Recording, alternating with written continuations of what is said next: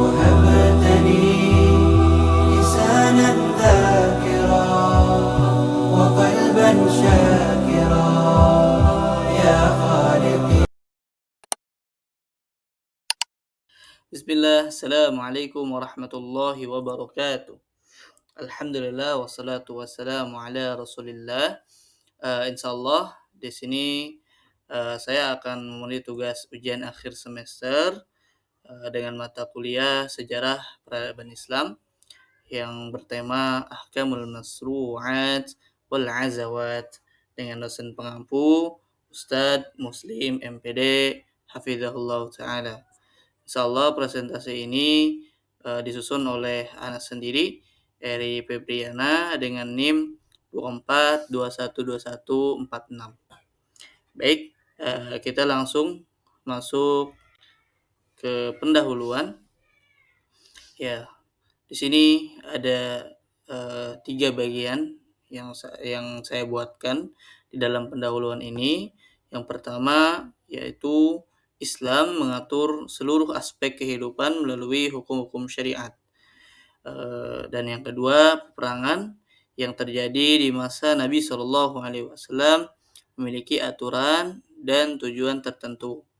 Dan yang ketiga, kedua aspek ini penting untuk dipelajari demi memahami prinsip-prinsip Islam secara menyeluruh. Jadi dalam Islam semua aspek kehidupan manusia diatur secara rinci. Ada aturan tentang ibadah, akhlak, muamalah, dan juga tentang peperangan.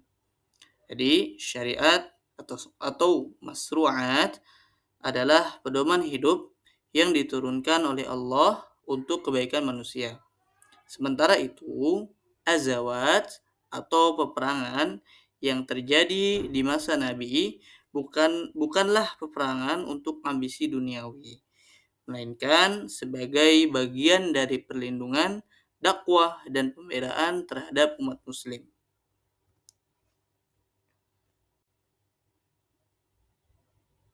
Ya, yang kedua, kita masuk ke pembahasan pengertian. Ya, di sini al-masru'at adalah segala hal yang disyariatkan oleh Allah dan Rasul-Nya. Sedangkan al-azawat, peperangan yang dipimpin langsung oleh Rasulullah Shallallahu Alaihi Wasallam. Ya, jadi kata al-masru'at berarti semua perkara yang disyariatkan oleh Allah seperti salat, zakat, puasa, haji, atau sebagainya. Sementara itu, al-azawat adalah bentuk jamak dari ghazwah, yaitu peperangan yang dipimpin langsung oleh Rasulullah Shallallahu Alaihi Wasallam. Kedua istilah ini mencerminkan bahwa Islam bukan hanya tentang ibadah, tetapi juga tentang bagaimana bertindak dalam kondisi sulit seperti perang dengan aturan yang sangat beradab. Nah, contoh masru'at dan azawat. Nah, contoh dari masru'at atau hukum syariat yang kita temui sehari-hari ya seperti sholat, puasa, zakat, haji, sedekah. Ini adalah sebagian contoh dari masru'at. Nah, sementara contoh azawat yang terkenal dengan seperti Ghazwah Badar, Ghazwah Uhud, ataupun Ghazwah Khandaq. Nah, dari perkenalan ini ya kita mengetahui bahwasanya contoh dari masru'at dan contoh dari azawat ya, dan juga pengertiannya. Nah, di sini insyaallah saya akan menjelaskan sekilas tentang pembagian hukum syariat. Ya, dalam Islam hukum syariat ya dibagi menjadi 5. Yang pertama yaitu wajib. Wajib itu harus dilakukan. Ya, berdosa jika seseorang yang meninggalkan kewajiban ini. Ya, contohnya ya seperti sholat 5 waktu, puasa di bulan Ramadan. Ya, ini adalah hal-hal yang wajib. Nah, yang kedua yaitu ada sunnah. Nah, sunnah itu ya dianjurkan tentunya ya eh, hal-hal yang dilakukan oleh Rasul Shallallahu Alaihi Wasallam, tetapi tidak memenuhi ketentuan ya seperti wajib. Kalau wajib jika kita tinggalkan ya maka mendapatkan dosa. Ya sebaliknya kalau sunnah ya dianjurkan ya, tetapi jika kita tinggalkan itu tidak mendapatkan dosa. Ya, contohnya sholat duha, qobliyah subuh, atau ba'diyah maghrib, atau qobliyah maghrib, atau puasa-puasa sunnah Daud, yaitu adalah hal-hal yang sunnah. Jadi jika kita tinggalkan ya kita tidak akan mendapatkan dosa, tetapi ketika kita lakukan kita akan mendapatkan pahala. Nah, selanjutnya ada mubah. Yang mubah ini artinya boleh. Jadi boleh dilakukan ataupun boleh ditinggalkan. Ya, seperti makan ya, atau minum. Ya, contohnya itu.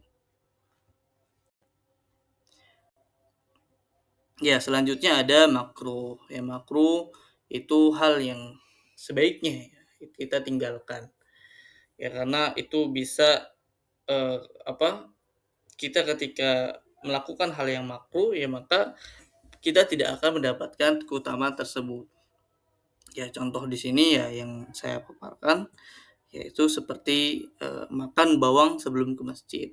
Ya, sebaiknya hal ini ditinggalkan. Jadi biar tidak mengganggu ya orang yang sedang sholat karena khawatirnya bau atau gimana.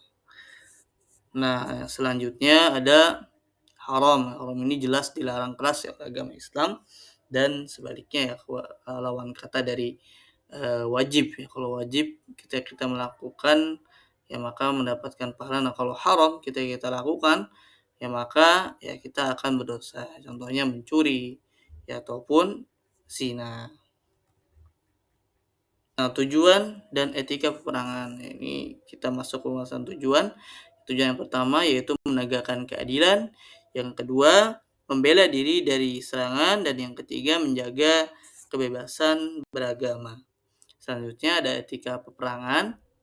Yang pertama tidak membunuh wanita dan anak-anak, yang kedua tidak merusak alam, dan yang ketiga tidak menyiksa tawanan.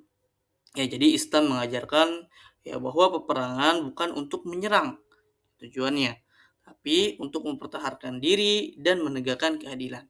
Bahkan dalam kondisi perang pun Islam melarang membunuh anak-anak, wanita, orang tua, dan juga melarang merusak rumah ibadah serta alam sekitar. Ya, ini menunjukkan bahwa ajaran Islam sangat menjunjung tinggi nilai-nilai kemanusiaan.